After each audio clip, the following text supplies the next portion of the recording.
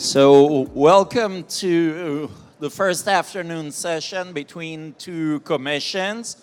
We'll hear some views from Dublin and from Brussels.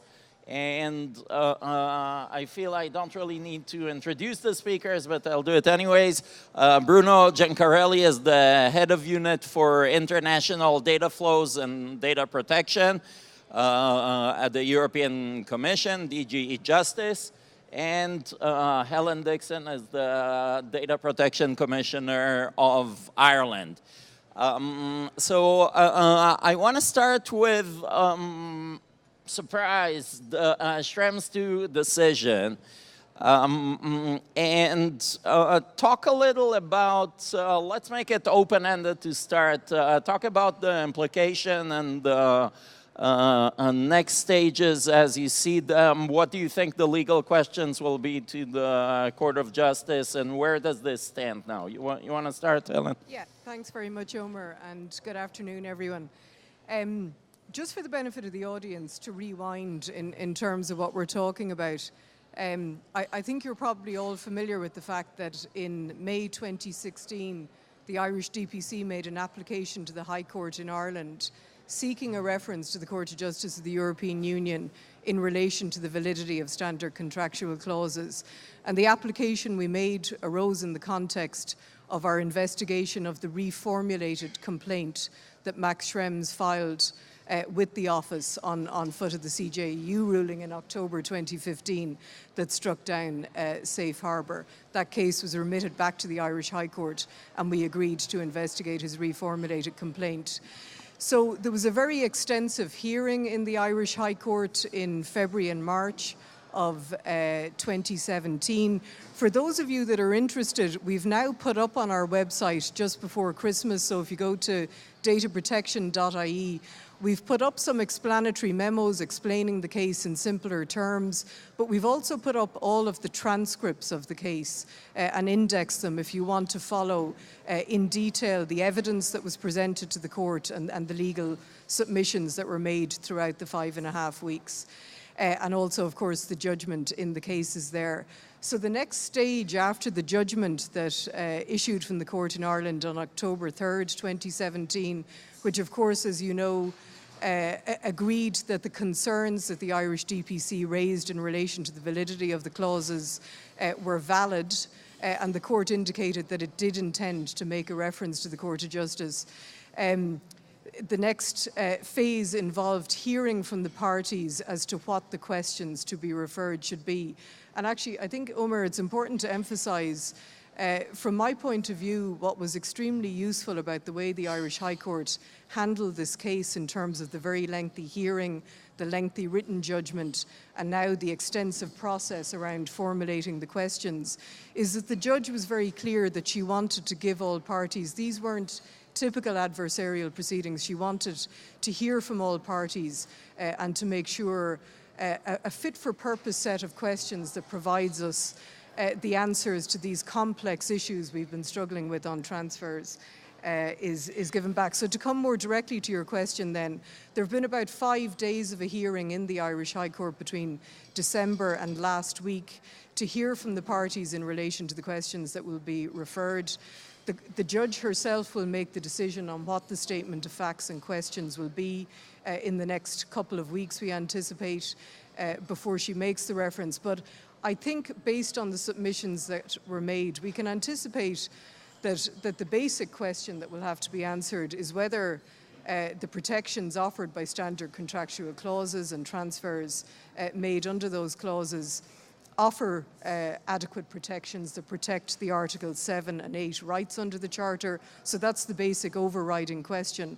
But I expect that sub-questions are going to be whether, when transfers are made on a commercial basis by a company in an EU state to its commercial counterpart in the US and are subsequently accessed by the NSA, whether the directive and the Charter are engaged in those circumstances. There'll also, I expect, undoubtedly be a question on when comparing whether a third country does offer protections that are commensurate with the level of protection offered in the EU, what the test for that will be. Is it the laws of any one member state in the EU that are the appropriate comparison, one or more member states in the EU, or is it EU law itself? And equally on the opposite side, I think there's likely to be a question as to what we're comparing to in the US.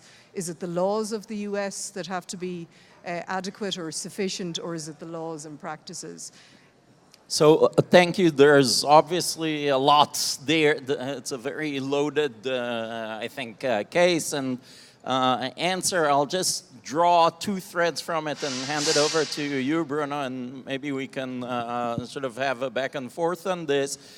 So I guess one issue, one question, regardless of whether it's formulated as a question by the court for the Court of Justice or not, is the level of protection that's required.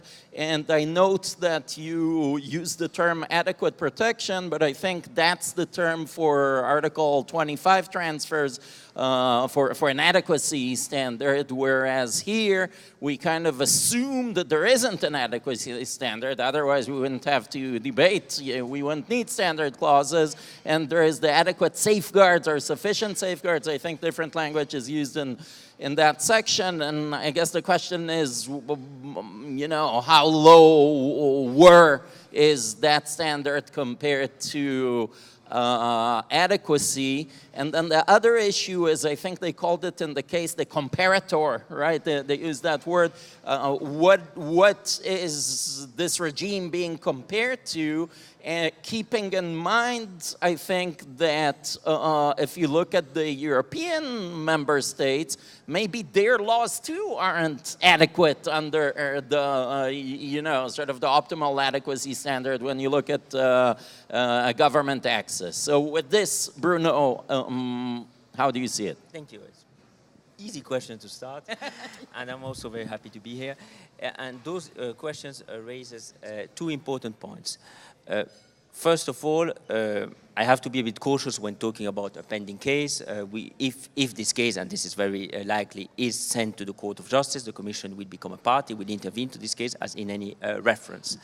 And this case is still being discussed at national level. I understand that the questions even are not yet fully decided precisely on these days.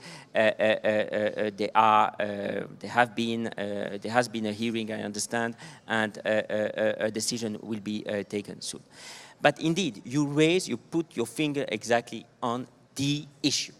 This is a Schrems II case, but it's not a replication of the Schrems I case because it concerns a different transfer tool, and that's very important. It's very important from a legal point of view, but it's very important also for if you look at that from from the perspective of the structure of a transfer regime since the inception of EU data protection law, since the 1995 directive. Each transfer tool is, I would say, a different bag. It's a different balance of safeguards that address different situations. And that's very important also because the EU data protection regime has always been based on the idea that you can both ensure a high level of protection and be open to transfers. That's why we are not a system which is based, for instance, on localization. And to ensure that, we always had different tools addressing different situations. And that means we had tools addressing, I would say, the type of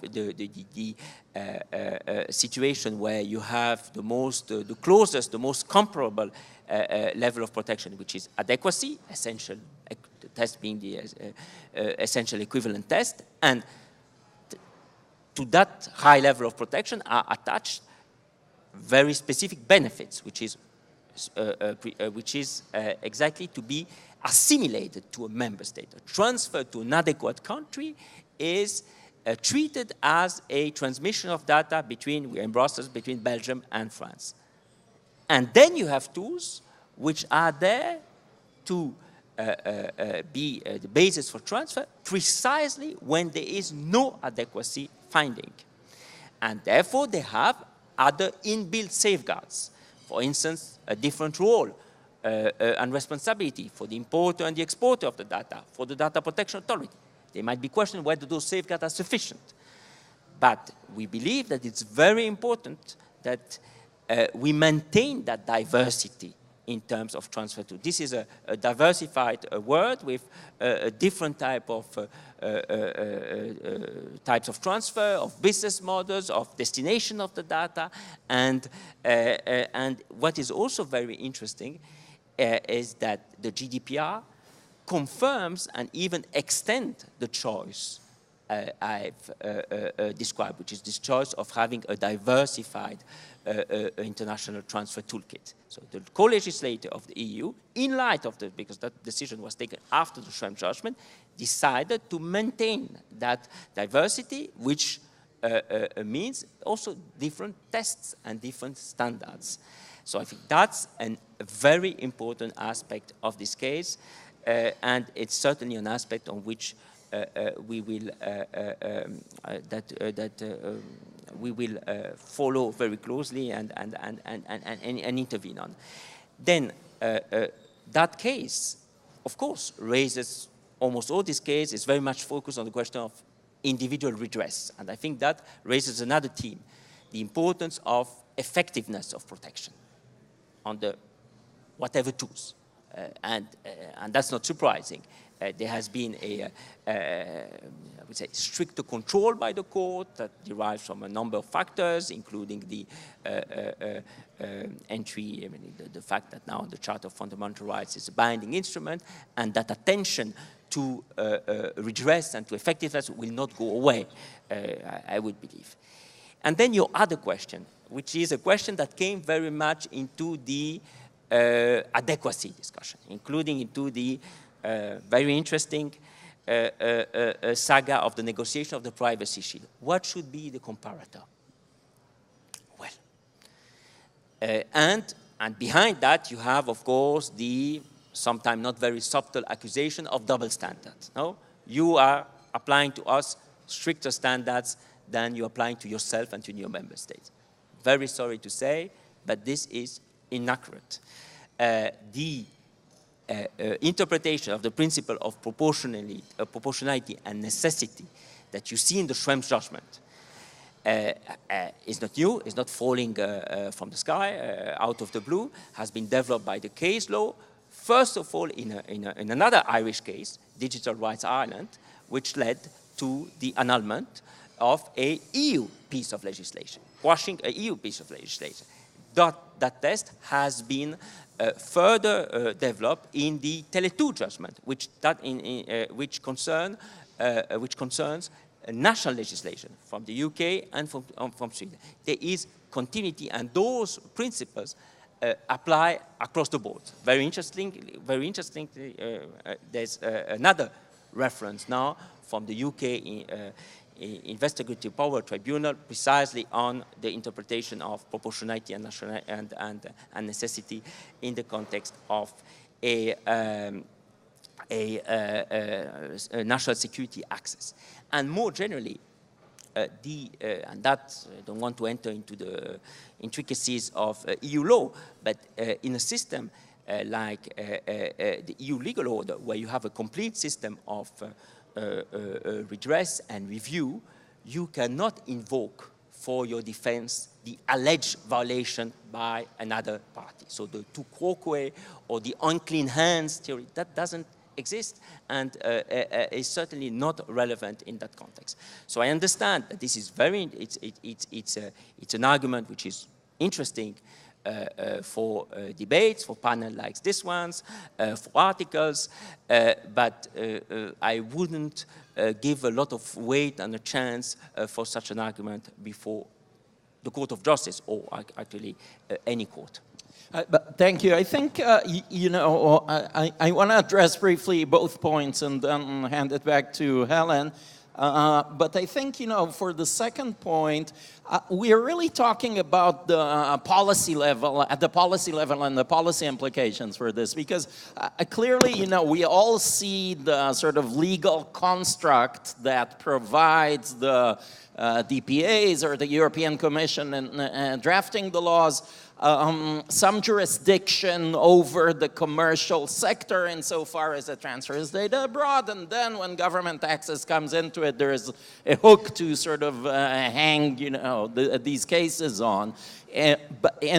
Clearly you don't have competence over the surveillance or intelligence agencies of the member states, and you can only do what you can do, and you can't, overreach. So I see this as a legal matter, but as a policy matter, clearly this case, and the debate around it raise a bigger issue, which is the balance of interests and powers between, governments and individuals.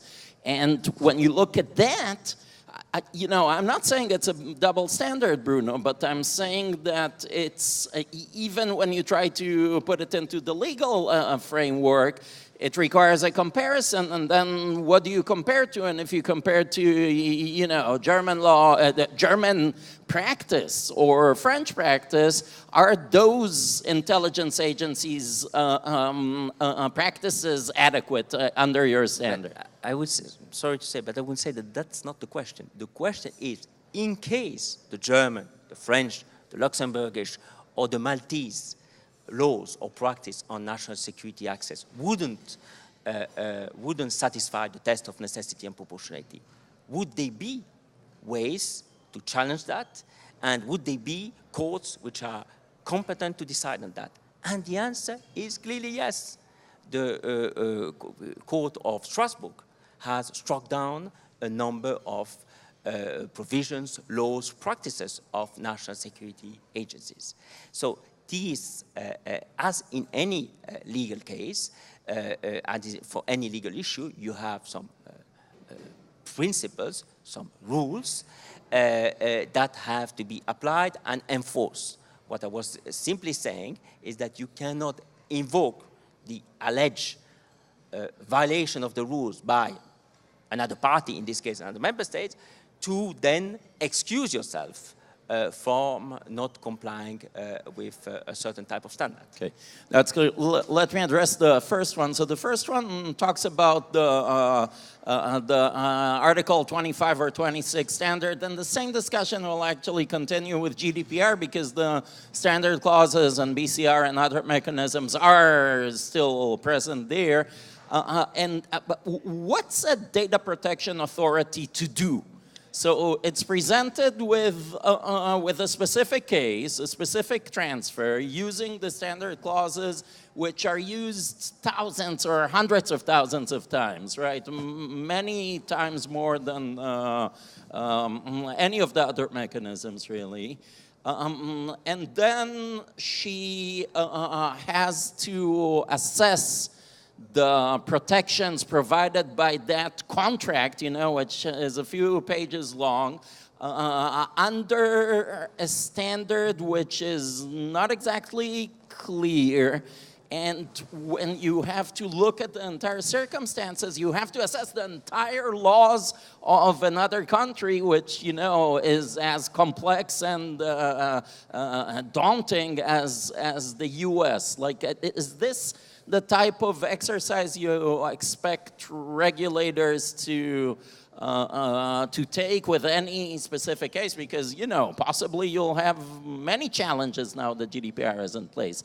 Helen, do you expect to visit the Court of Justice often? That is a good client. Yeah, exactly. We've been there a few times, unfortunately. I think on this question, this is a very important question we assume will be referred from the Irish High Court when the judge makes her decision in relation to the difference between the tests under Article 25 and Article 26 of the directive.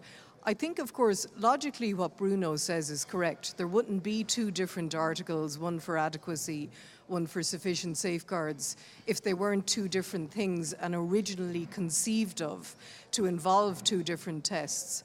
But he also mentioned that those tests predated the Charter. The 1995 directive came before the Charter.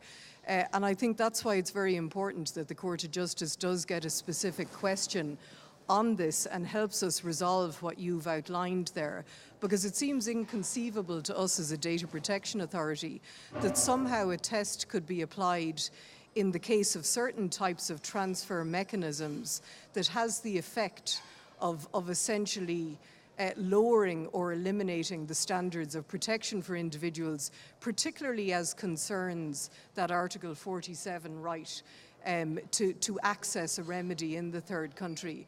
It seems impossible to square that circle for us.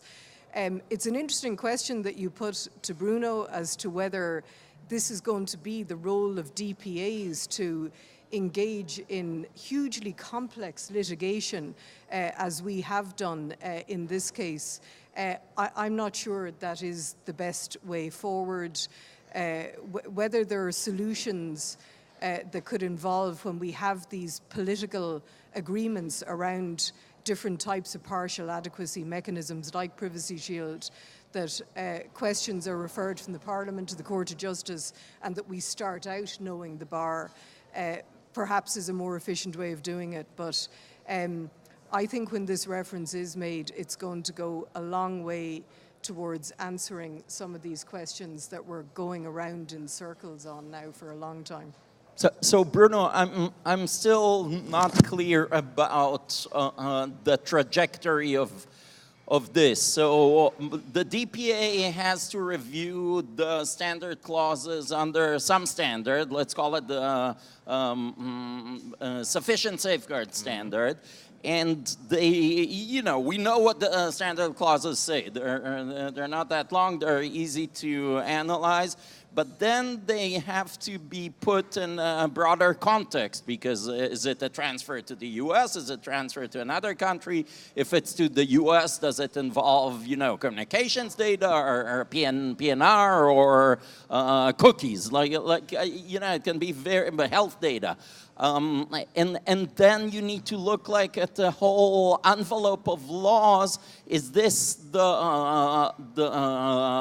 appropriate task for a DPA? And let me sort of increase the complexity by reminding us that you look at the joint statement with Japan, the adequacy standard is becoming mutual, or with Colombia, or actually even Israel has it on the data transfer regulation. So do you expect now every DPA to sort of do a thorough analysis of the laws of other countries? Like, how does that play out in the diplomatic space? No, that's not the role of DPA. When we're talking about appropriate safeguards, let's not forget that appropriate safeguards are a typical accountability tool.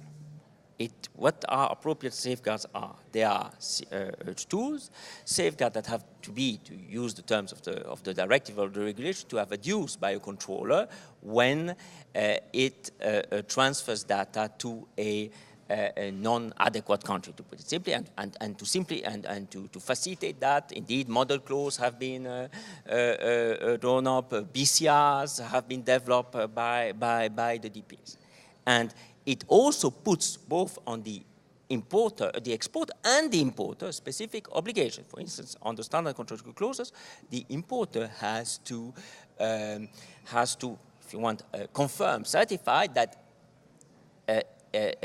in the system in which it imports the data, there is no provision that would that won't allow it to comply with the clauses. And by the way, the clauses also have also some references to the necessity to comply with the principle of proportionality and necessity when there are a request from public authorities. So it's a that also shows how we are talking about, we are comparing apples and pears here. An instrument that are different in nature, which also provides, because the possibility, for instance, depending on the type of transfers, because those issues that you've mentioned about surveillance, etc., might be much more relevant for certain type of transfer, certain industry and sectors, and not for others.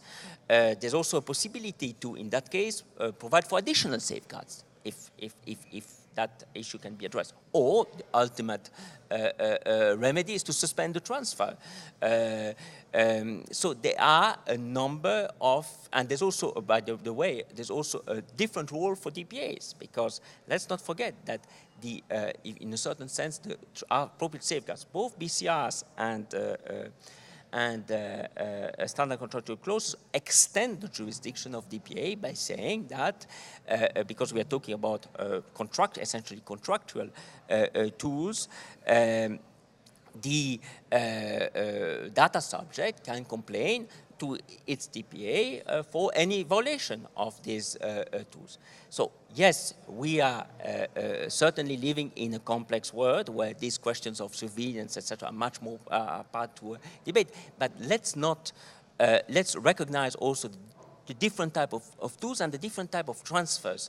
The situation, I would say the Schrems 1 situation, involving a company and involving the access of a main intelligence authority to an enormous amount of data collected by the company, that's also not the type of situation that you find for each and every transfer. But first of all, that's a question in the use of appropriate safeguards. The first level of responsibility is with the controller, and that's the big difference with adequacy. When you have an adequacy decision, you can rely on the decision of the Commission, which, as I said, also involves specific benefits. Just a few quick responses to what Bruno has said there.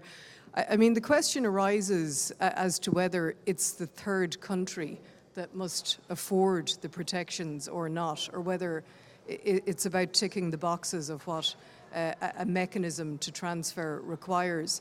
Bruno mentioned there that the data protection authorities have the ultimate solution in that they can suspend transfers under standard contractual clauses or BCRs. This is, of course, true that in exceptional circumstances, which is set out in the provisions under SCCs, data protection authorities can suspend transfers. But how would the suspension of transfers in the case of one company resolve the issue of the inability of individuals to access an appropriate remedy in that third country? It simply achieves nothing in terms of the failure to meet the deficit of that Article 47 right, and it also implies that there's an issue in relation to the safeguards that applies solely to that one company, when in fact the same issue arises in relation to multiple companies, at least as concerns the internet sectors and the companies in the PRISM and upstream program. So I don't think the solutions that Bruno outlined are the answer. Bruno? Well, two things. Here we are treating also the standard contractual clauses as country-specific tools. They are not country-specific. So the question in this case is not so much about, and here I'm talking more on a personal thing, I fail to say how it can be about the validity of the clause themselves, but about the use of those clauses for a specific type of transfer and for to a specific country. That's what this case is about. It's not. I don't agree that DPAs can only use that tool, that power in exceptional circumstances, because the Schrems case has been very clear that there should be no limitations on DPA's powers, and that's why also we have removed any of the limitation that existed, for instance, in the standard contractual clauses. So DPAs have been empowered, including by the Court of Justice, in that respect. So I'm I don't really know what to say. probably it's not even my role, but this is about exercising or not certain powers, and then, as the Court of Justice has described the whole sequence, and then this then is challengeable before national courts, and then up to the Court of Justice. That's the normal way in which EU law is applied in any field of law. I think that again shows, and it shows how invocation of rights, how enforceability, how justiciability, how enforcement and therefore litigation will become much more relevant in data protection law in general, and not only in the field of transfer. And that's a good thing for sure, I think, in general, given the dearth of cases that we've had in this field, although it started to change over the past couple of years already. But may I suggest that the problem is not with even the validity of standard clauses, whether or not that becomes a question for the Court of Justice in this or other cases. The question to me is more the feasibility of a bilateral or multilateral contract between private parties solving the problem you want or aspire it to solve. So here's the next case for you. We're talking about, in a way, the US is like the easy case because you have sort of an adjacent culture, and, a lot of the legal norms are actually quite similar, strikingly similar. But take, the standard clauses, and here's the next case I'll bring to you, Helen, or I'm not a European citizen, although I think I still, it doesn't matter, right? So I may yet do it.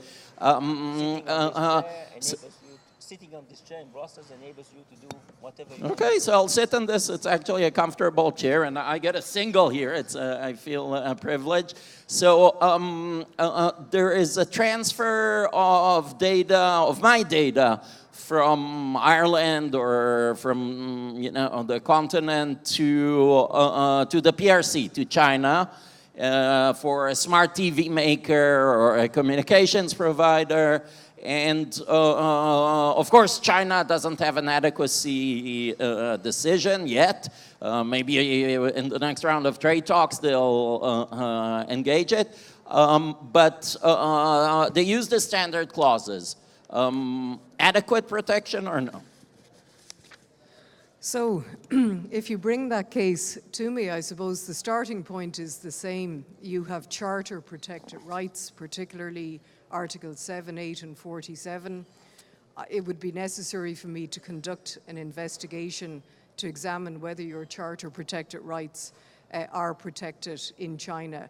It would depend, of course, on the specifics of your complaint and who or what you allege is unlawfully accessing your data or what's been done with it when it gets to China.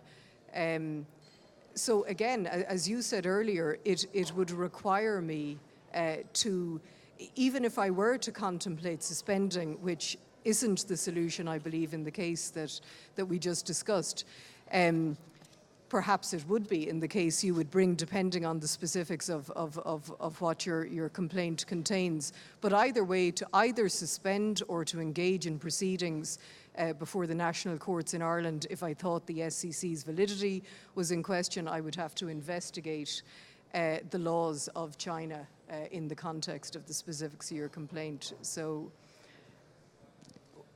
what else could it involve? So we need to polish up on our Mandarin. But Bruno, according to your knowledge or to what you suspect, does the Chinese legal system provide redress to foreign individuals or to any individuals who want to challenge the intelligence agencies?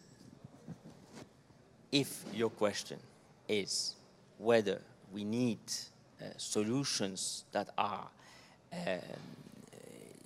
not left to private law instruments, which provide for solution. Because if that complainant would be right, then again, I'm sorry to say, but that's the solution provided by the standard control clauses, first of all, on the responsibility of the controller to suspend the transfer. But putting that aside, if your question on that specific country or any other country is that whether we, now that this has not only become important for our small privacy world, but has becoming a key question of the public debate around the world, the extent of state surveillance. And with requests, actually, that are not so, where there are at least requests from some quarters of the society which are not so dissimilar. Whether this calls for a broader solution, including through conventions, to international agreements, the answer is clearly yes. There is an attempt that and he's attending actually this conference. We know that Joe Kanatachi has on the table a draft instrument which would tackle that issue. We see also in other contexts, the litigation pending, currently pending before the US Supreme Court. It's not about national security, it's about law enforcement. But how these issues are relevant and call probably for starting with bilateral and we hope multilateral solution. Yes, if we want long-lasting, solid, robust solutions, this is most probably the way. We are no longer in the era of privacy issues being tackled through soft law instruments, vague principles, as we can see. So let's talk a little about other countries because I think it's not by coincidence we talk about China being the number 2 or even number 1 economy in the world. Another big economy is Japan. It's one of the top 3 or 4, depending if you view Europe as one entity or its member states.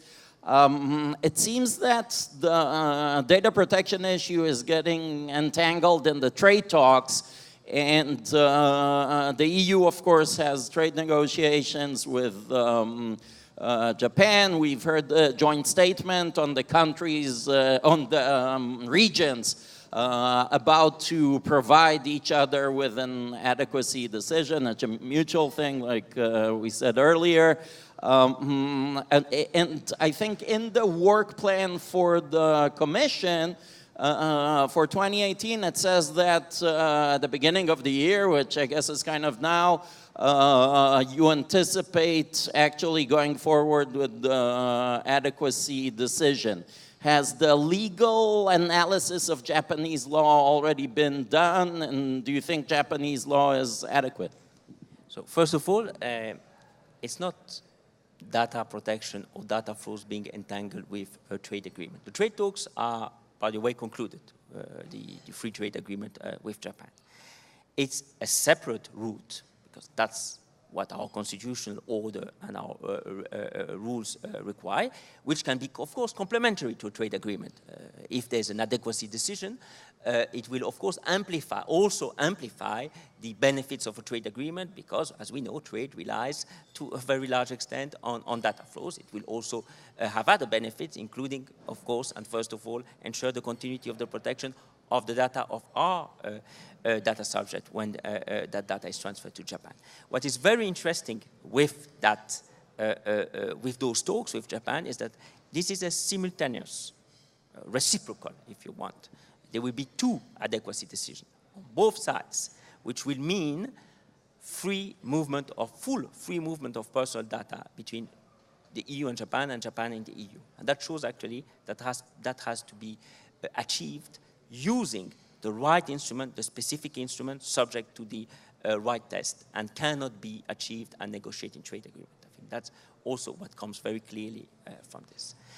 What is interesting with Japan is that if we are at a certain stage, I would say a mature stage of talks with Japan, it's because there is more convergence, and we are building on some increased convergence between Japan and the EU, which has been achieved through the modernization of the Japanese law, the APPI, And this is something we see in Japan, but in other countries and in other regions of the world, where increasingly there is increased convergence, upward convergence, on the basis of a common set of principles.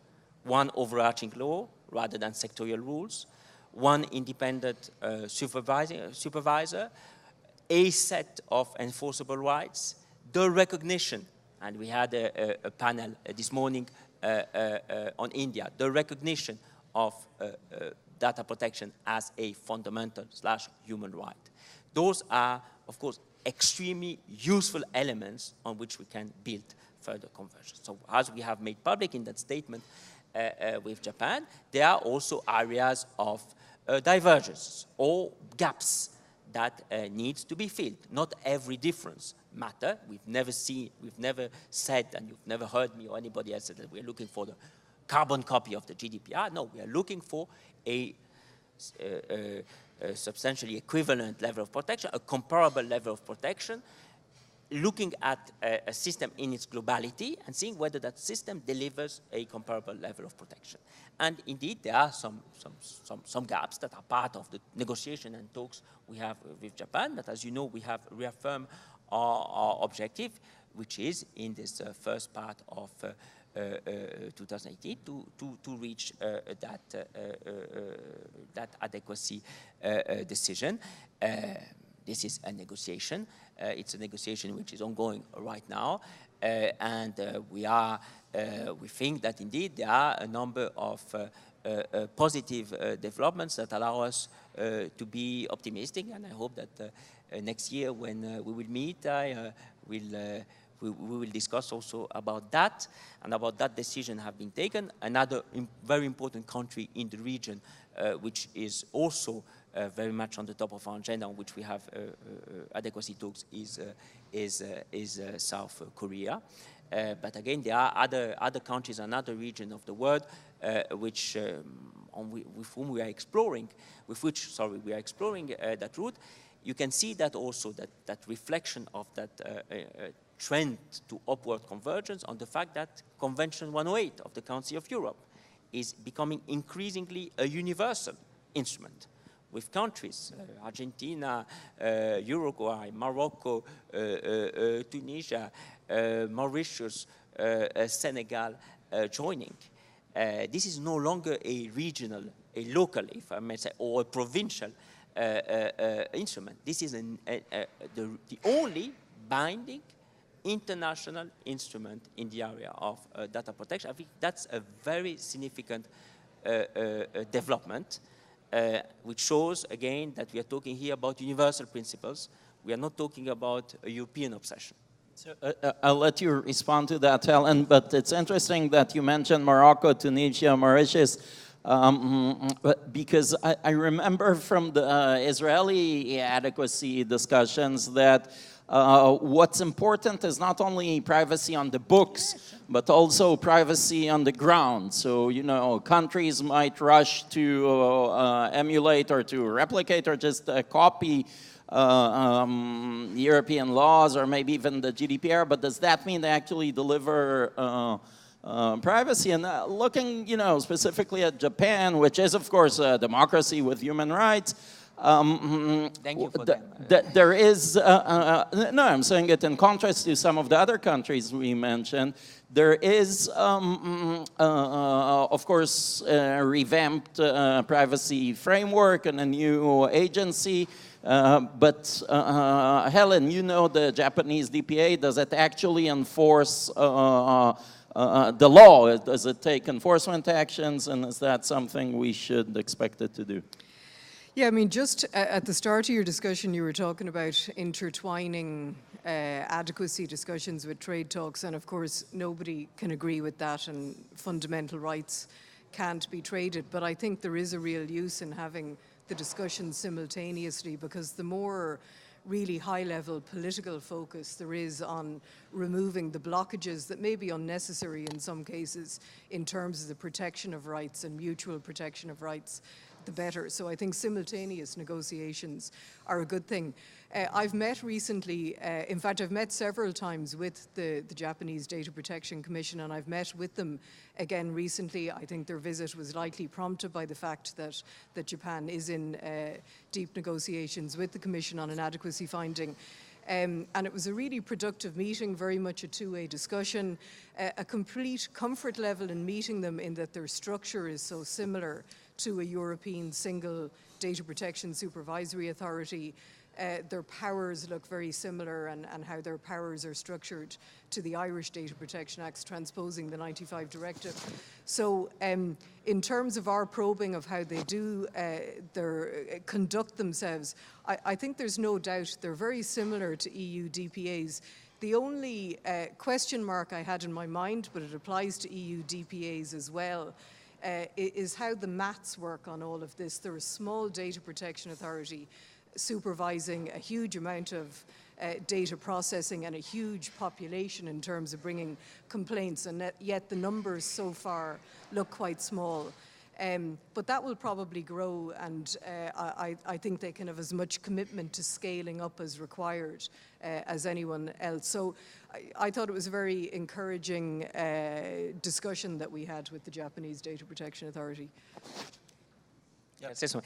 Yeah, well, it's a rather new authority, but indeed, what you said, adequacy has never been about law in the books. It has always been about law in the books and law in practice, because we are talking about, first of all, about fundamental rights, about individuals' rights. How can you invoke individual rights? How can you obtain redress?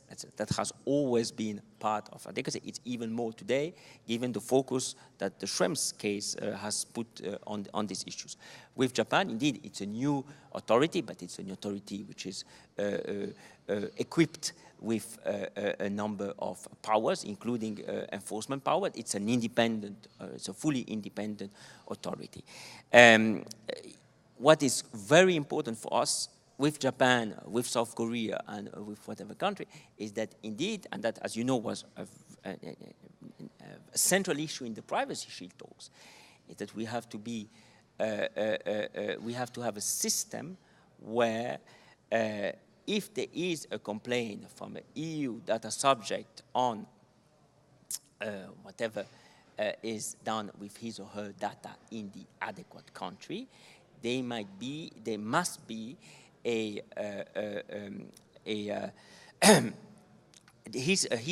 that complaint must be properly addressed and remedied, of course, if it's founded. And this can be done differently in different countries, with different legal culture, with different legal architecture, but there must be an independent supervisor and an effective, I would say, let's call it administrative redress level and a judicial redress level. Those are, I would say, two essential, it's the essential part of the essential equivalence test. And that is something we are, of course, discussing, because as you can see, this is not only about looking at the privacy law. It's about understanding how a foreign system of works in terms of redress, remedies, judicial control. It's a complex and comprehensive assessment, and that's also why it takes a certain amount of time. Given the fact that Japan benefits from U.S. military protection, when European data migrates or will migrate to Japan, is it put at the same risk, basically, that it is when it goes to the U.S. Of access by U.S. intelligence agencies? And if it does, then how do you get around the fact that there is no privacy shield sort of controls? Because once it's an adequacy decision, then, like you said, it's Eurozone. Number one, there are many U.S. military bases around the world, but jokes apart, that's not the question here. The question here is whether that system, and that's part of our assessment, exactly like in the Privacy Shield, that system and access for national security reason is a legitimate objective, including sharing that data with a foreign intelligence service like could be the US in your case. So the point here is to understand whether there are safeguards in place that ensure that, again, that access is subject to conditions, limitations, which ensure that the data, when it's shared for or access for national security reason, it is done within those limitations within limitations that are essentially equivalent to the ones that the court has indicated, and whether there are some redress mechanism. That's the analysis we made it in the US case with the privacy shield. And for instance, we came to the conclusion that we needed to create an additional redress mechanism through the ombudsperson, which is, by the way, part also of the Schrems II case discussion. We will have to make that analysis for each and every candidate adequacy country, including Japan, and draw the conclusion. But what it's not because that there is national security access that by definition this is a problem. No, but we need to assess the conditions under which that access can happen. And that again is a further layer of complexity of this process and of analysis. Just wanted to add a statement to the obvious, and Bruno said it earlier. Ultimately, the only sustainable solutions here are hard law convergence and convergence in practices around safeguarding personal data. The internet, global in nature and predicated on data free flows, is going to demand it and is demanding it, and yet the laws can't keep up with it. Just to mention that between the hearing in the Irish High Court, which finished in March 2017, and the judge issuing her judgment on the 3rd of October, the parties to the case had to go back into the court 6 times in those intervening months in order to bring to the attention of the judge factual and legal occurrences that had happened in the US that were relevant to the judgment, changes in Spokio, changes in how upstream access to data or about access to data under upstream were happening. And the court in Schrems in October 2015, of course, said that even where there is an adequacy finding, it's not static.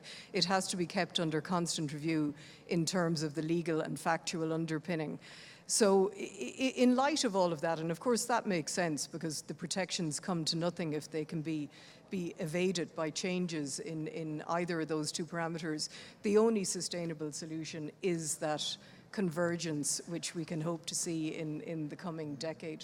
So, amen to that, I think all of us say. One of the important recent developments, which maybe the parties will rush to the court to update on from last week or the week before, was the reauthorization of Section 702, which, of course, is relevant for at least Privacy Shield, maybe also to Japan, like we said before. And this was done despite the fact that the Commission in the first annual review document really expressed its interest and aspiration that there will be changes, at least in 702, that some of the protections for non-US persons will be adopted from PPD 28 into the law, that P-Club will be staffed and will have quorum, that the ombudsperson would be appointed on a real permanent basis. So despite all this, and notwithstanding 3 tweets of the president to the contrary, Congress went ahead and reauthorized 702. Does that shift the balance in any way, Bruno? So on 702, 3 maybe short things. Yes, some would have certainly hoped for more substantial reform, which, by the way, could have gone both ways. And we had formulated certain hopes on the basis of, not out of the blue, on the basis of certain drafts and certain proposals that had been made in Congress, and that would have indeed introduced additional privacy safeguards for all individuals, including non-US. Well, But at the same time, you might consider that the situation, the outcome is not ideal, but at the same time, what is crucial here is that the safeguards that were previously in place and on the basis of which we had found the system to be adequate, those safeguards remain.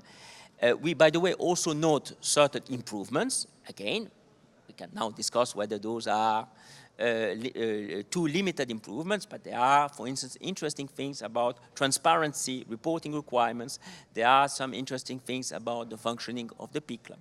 So, again, this is the glass half full, half empty type of discussion, but what was absolutely essential for us is that the safeguards on which we have based our finding 2 years ago and reaffirm our finding in October are there, and they are still there. On the ombudsperson, indeed, the position now needs to be filled with a permanent appointee without any further delays. We have made that very clear to our contacts, interlocutors in the US at various levels, including the highest levels. We understand that this is an aspect of a broader issue, which is a certain delay in certain appointments. So this is not targeted against the privacy sheet, but still, because of the importance of the ombudsperson, and we've discussed a few minutes ago how this mechanism of review, of redress are essential, that's something that needs to be done, and done quickly. And you've seen that the Article 29 Working Party, in its own statement on the privacy shield review, has also insisted on that. By the way, I'll just note that today there was a publication about Maureen Olhausen, the acting chair of the FTC, about to be nominated as a federal judge in the US. So of course, we congratulate her for that, but also mention that with that we will be down to a single FTC commissioner. I think it's still quorum for the FTC, but maybe also a concern for privacy enforcement. The president announced that he would nominate 3 candidates, 2 Republicans and a Democrat, but that was several months ago, and maybe people in the audience know what happened since, but I haven't heard about it since then. I want to switch to talk a little about Brexit. So it's an important issue for both of you. And I think, Helen, for Ireland, maybe just because of the practical fact that the UK is such a tremendous business partner of Ireland and such, a big presence on its outskirts, and leaving aside the more dense political issues of, the border. But just in terms of the data transfers, how do you see that transition going? And of course, for you, Bruno, Europe signaled that it will view the UK as a third country and that the UK should act accordingly. Of course, we will then have to start thinking about that country's very robust intelligence apparatus and its access to data. So, Helen? Yeah, and I think the Commission's statement to stakeholders in the last fortnight was very useful. In many ways, it's a statement of the obvious, but I still think it's been useful because there was a lot of supposition that there would be some form of automatic recognition of adequacy, and I think it's as well to be clear that that's unlikely to be the reality. I mean, we can't not talk about the border, on the other hand, between Ireland and the UK, which exists on the island of Ireland, because as well as affecting free movement of people and goods, it's going to come into the free movement of data between Ireland and the third country. So there are going to be automatic and immediate implications for Ireland. As you said, a huge amount of its trade is with the UK, and presumably huge amounts of personal data are transferring between Ireland and the UK as a matter of course every single day. So in circumstances where the UK becomes a third country, all of those transfer mechanisms that we've spent the last half an hour talking about will come into play again. And as you said, all of the open questions we have around adequacy, sufficient safeguards may come into play in relation to how data is handled in the UK and what the role of GCHQ and MI5 in terms of processing of data is and so on. So the issues are big. And lots to think about, but I suppose on the ground, what we're hearing from companies in the UK are concerns around, well, what if I'm applying, and a lot of companies are at the moment, to the ICO to have my binding corporate rules approved, and we know that under Article 47 and the referential that Article 29 has issued, that an annual review or report to your lead authority in relation to the operation of your binding corporate rules is required. So they're saying, what's the mechanism to transfer to a different lead authority? What if we don't have an establishment in any other member state other than the UK? And what if we want to come to you in Ireland because you speak English and we know your name? How do we do that? So there's lots of practical questions starting to bubble up.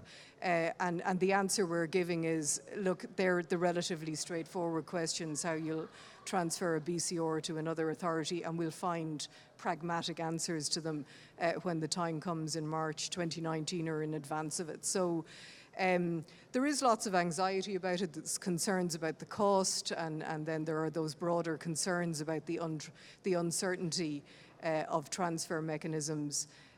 So yeah, it's a daily talking point. Bruno? Well, I'm going to state the obvious. In general, I start answering this question by saying that I can talk about any country in the world except the UK.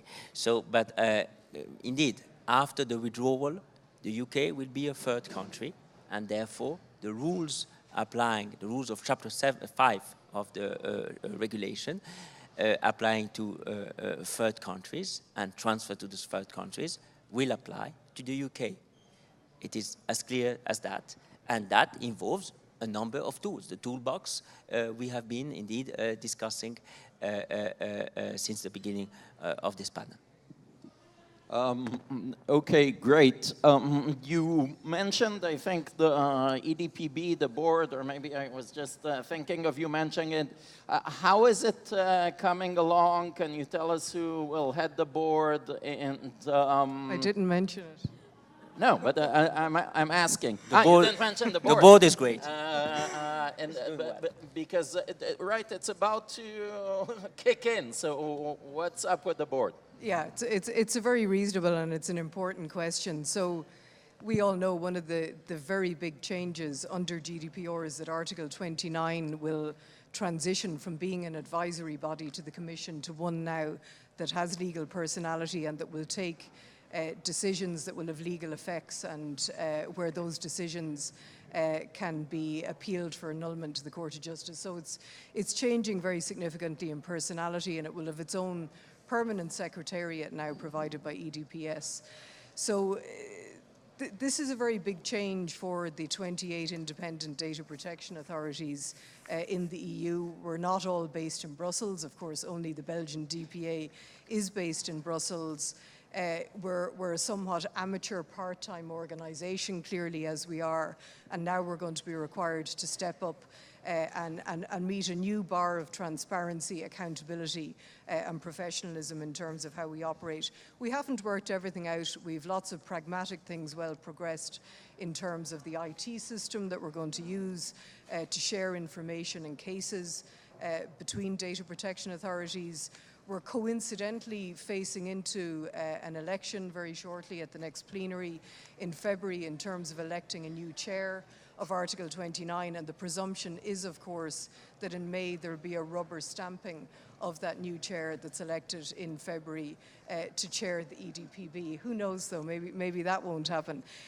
But that's certainly the plan. So that's a big change for us. We've had a very stable, capable presidency of Article 29 provided over this very difficult, turbulent period of strike down of safe harbour, negotiation of privacy shield provided by Isabel Fad Perotana Cneal. So it's going to be a big change now to move to a different form of leadership. It's 2 small countries that have put their nominations forward for the presidency. So we're certainly going to see a change in style. Can we mention their names? Austria and Bulgaria are the 2 data protection So the Austrian authorities. and Bulgarian commissioners are the candidates for the EDPB. Yeah, that's right. So let's see what else is relevant to mention about EDPB. Of course, its dispute resolution function is key. It has lots of different roles in relation to approvals of binding corporate rules will be brought to the board. That will be work as usual, but it has dispute resolution obligations in relation to issues that arise as between data protection authorities in relation to whether a given processing entity is main established and therefore lead supervised in one member state or another. We hope that not that many cases are going to come to the board in that regard, but that will be a matter of wait and see. And then, of course, under the form of one-stop shop that was finally adopted, the very complicated form of one-stop shop that was adopted under the GDPR, the EDPB will have a role in deciding whether a relevant and reasoned objection from a DPA to another lead authority's decision is indeed a relevant and reasoned objection, and then may itself become the decision maker in relation to that aspect of the case. So again, Article 29 is trying to look at very pragmatic things such as how often do we need to meet? We've typically met over the last number of years 5 or 6 times a year. It's anticipated we'll have to increase the volumes of meetings in terms of the throughput of work that will be going through EDPB. There's still a lot of work for EDPB to do in terms of issuing guidance on various aspects of GDPR that will have to continue post-May 25th. So that's probably as much as I can say. We're preparing in very pragmatic ways for the new EDPB, but there's also the matter of can we really imagine and have a vision of how it will operate, because that in part depends on how the individual and independent data protection authorities trust and cooperate with one another to ensure that we don't become bogged down in huge time delays and bureaucracy. Yeah, Bruno, but I just remembered why I thought about the EDPB. It's when you said you might be reassigned some of the BCR from the UK. I was thinking, oh my God, not only does the Irish Commissioner have all of the internet economy to regulate, now you'll also have the part of the UK economy. And should the EDPB maybe reassign some of the the cases, the controllers to other controllers who have less work? That's how it came about. So, Bruno, and maybe you want to address that, Helen. Well, first, the EDPB is a central, is key to the success of the well-functioning, an EDPB that functions well, smoothly, is key to the success of the GDPR. The EDPB will be at the center of this new European data protection structure, architecture, I would say even culture. And so that indeed involves a lot of very detailed, as Helen was saying, pragmatic things, language, system to exchange information between the DPAs, building that structured network.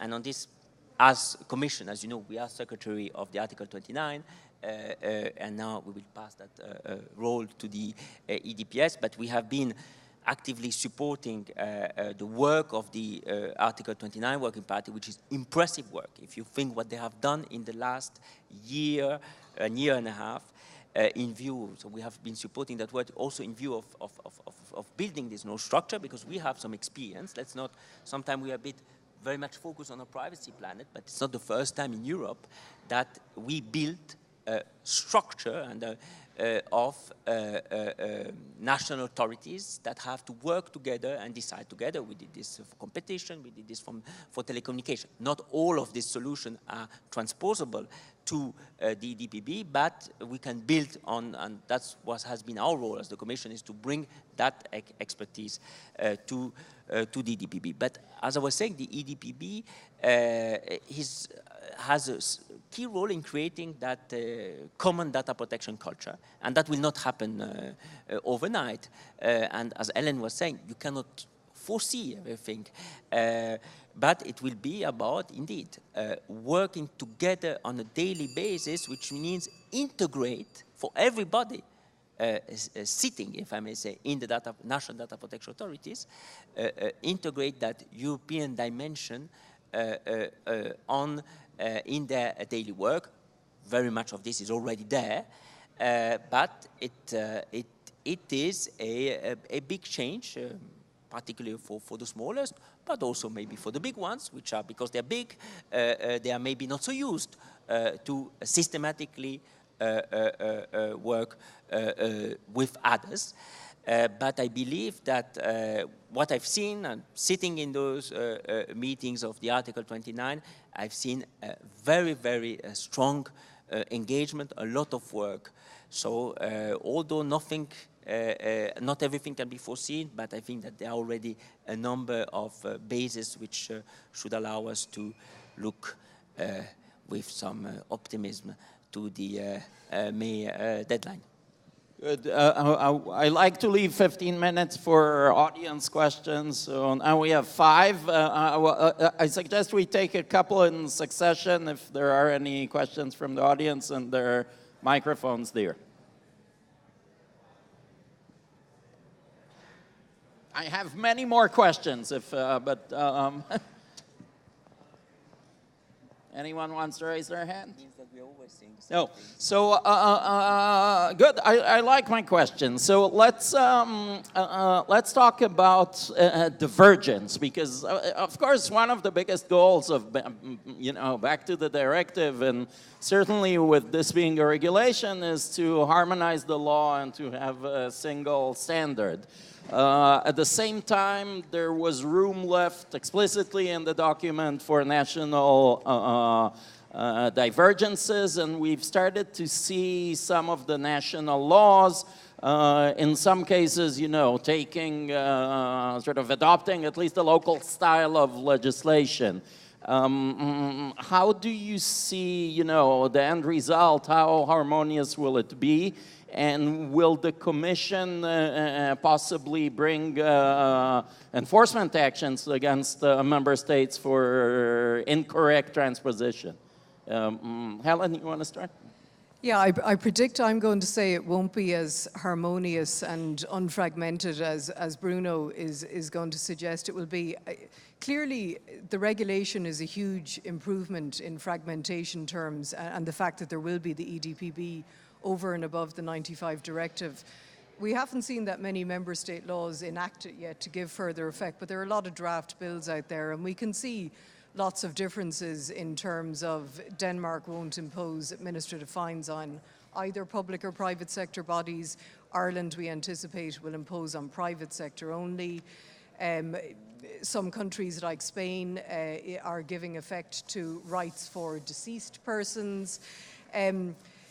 We're going to see very different implementations of the restrictions on data subject rights under Article 23 that's going to cause quite a bit of fragmentation. But the big issues that are posing issues for the kinds of companies we supervise in Ireland are the Article 8 discretions and Article 10 discretions to member states. So clearly different ages of consent for children are being implemented across the EU member states, which is a complication. And then in relation to the processing of conviction data, there seem to be a swathe of different measures being implemented in the draft bills, and also different so-called attachment criteria being applied. For example, is it the age of consent in the country in which the child is resident that matters, or is it the age in the country in which the main establishment is located, and that's going to pan out differently and in fact cause some contradictions and overlaps. I think we can also anticipate, and there's probably no solution to this, that when those increased actions, private enforcement actions under Article 82 start to happen in the different member states, which they will, that we're going to see fragmentation, not only in the substantive decisions of the courts on infringements, but also in terms of the quantums of damages awarded. There's no EDPB to draw them into the courts into a consistency and cooperation mechanism. So big improvement, but I would suggest there will be lots of fragmentation and there are areas where it's not harmonized, quite simply. Yes, well, certain choices have been made by the legislator, including to, in certain areas, give that flexibility. In most cases, there's no obligation. Those are empowerments. Member states, they can use them or not. There are few of these provisions for which member states are obliged, if you want, or required to adopt legislation. We have certainly worked a lot with member states to ensure first that member states talk to each other while they are taking that decision, and so as to ensure consistency and avoid divergence or too much divergence when the choices are made. We have a structure for that. We are meeting every month. There has once on the regulation, and then the next month of the police directive, and then so forth. Already, I think, more than 13 meetings. We have also worked bilaterally with member states to solve some issues, because, you know, when you look at this from your legal order, you think that your national legal order is so specific, that, etc. But there's a lot of that work, which is upstream work, which is work that nobody here sees, which has been extremely important, and I can tell you, has avoided bad choices. But two last things on that. First, when they exercise their empowerments, their flexibility, member states are framed by two elements. By the objective, of course, of ensuring the level of protection, the high level of protection guaranteed by Article 8, but also they cannot impinge, they cannot restrict the free flow of data. And any measure that would have that effect would be in violation of the regulation and of EU law. And we will be very attentive to that. We will not tolerate abuses of the flexibility. And as you know, the Commission can make use of a number of tools for that, including the infringement procedure that allows us to bring a member state to court for violation of EU law, and that's something that has been existing in EU law for more than 50 years and has led to important results, including in the area of data protection. But of course, our effort has been so far to avoid that, to work with member states upstream, if you want. But if we see problems, we won't hesitate to use our powers. Finally, on this, why is the work of the Article 29 Working Party so important, including the guidelines? Because that's a route for consistency, coherence, uniformity. Let's also not forget that then when we will be in the EDPB era, the EDPB, if you want, is a consistency-making mechanism which is built in the regulation, because yes, there might be divergence in some specific sectors, but then at the end, those divergences, if they are subject of a case that will be raised to the EDPD, they will be the subject of a decision, one decision that will be applied throughout the EU. So we should be a bit more, we should have a bit more confidence on our mechanism, on our data protection authorities, to develop that consistency and coherence in practice. As we said before, this is not only about law in the books. It will be a lot about law in practice, and even more than, and even to a larger extent than it is today. Great, this was great. Let's agree to meet here next year and do it again. And please join me in thanking the speaker.